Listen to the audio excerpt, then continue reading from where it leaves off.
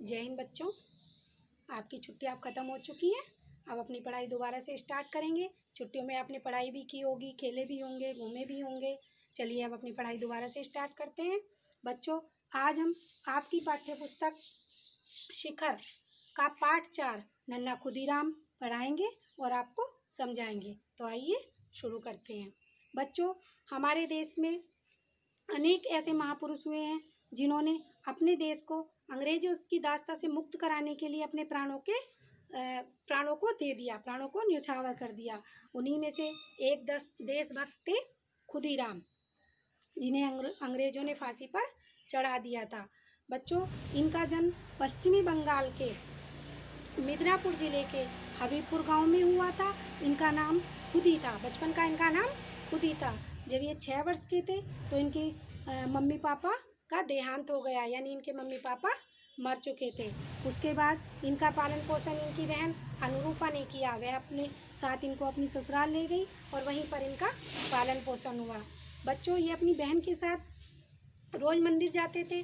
जब इन्होंने रोज़ मंदिर के बाहर कुछ नंगे पैर व्यक्तियों को धूप में बैठे हुए देखा तो इन्होंने एक व्यक्ति से पूछा, चाचा ये नंगे पैर क्यों बैठे रहते हैं? तब उन्होंने उत्तर दिया, बेटा यह अपनी बीमारी से मुक्ति पाने के लिए, अपनी बीमारी से छुटकारा पाने के लिए भगवान से प्रार्थना करते हैं कि हमें बीमारी से मुक्ति दिला दो।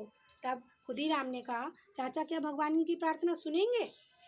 तो उस व्यक्ति ने कहा, क्यों नहीं बेटा, यदि सच्चे मन से प्रार्थना करो तो भगवान अवश्य सुनते हैं। तब खुदीराम ने अपने मन में ठान लिया कि मैं भी नंगे पैर मंदिर आऊँगा और भगवान से प्रार्थना करूँगा कि मुझे भी इस गुलामी से मुक्ति दिलाए।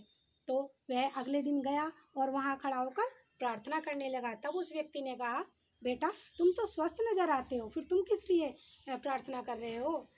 तब खुदीराम ने उत्तर दिया कि गुलामी सबसे बड़ी बीमारी है। मेरा देश अंग्रेजों के गुलाम है, अंग्रेजों का गुलाम है। मैं इस गुलामी से अपने देश को मुक्त कराने के लिए, इस बीमारी को दूर करने के लिए भगवान से प्रार्थना कर रहा हूँ।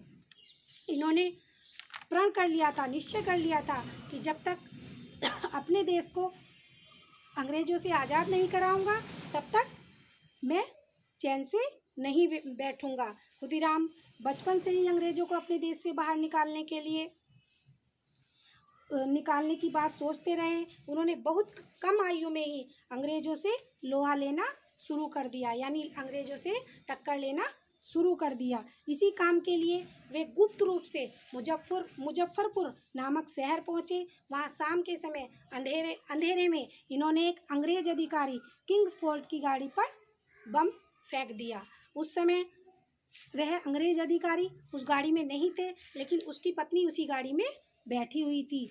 वह अंग्रेज की पत्नी मर चुकी थी, लेकिन अंग्रेज बच गया था। इसके बाद इन पर अंग्रेजों ने मुकदमा चलाया और कुछ समय के बाद इन्हें फांसी की सज़ा दे दी गई। लेकिन बच्चों, आज भी हम खुदीराम को और जितने भी महापुरुष हुए हैं जिन्होंने हमारे देश को आज़ाद कराने के लिए अपने प्राणों का बलिदान दिया है, अपने प्राणों को न्यौछावर किया है, उन्हें हम अच्छे से ध्यान में रखेंगे और हमेशा याद रखेंगे। बच्चों, हमें भी अपने देश की सेवा के लिए, अपने देश की रक्षा के लिए हमेशा तत्पर रहना चाहिए, हमेशा तैयार रहना चाहिए। जिस प्रकार खुदीराम को बचपन से ही देशभक्ति और देश की सेवा का जो उनके मन में जज्बा था, जो उत्साह था, उसी प्रकार हमें भी अपनी देश की रक्षा के लिए हमेशा तैयार रहना चाहिए। और जिन्होंने हमारे देश को आज़ाद कराया है उन व्यक्तियों को हमें कभी भी भूलना नहीं चाहिए।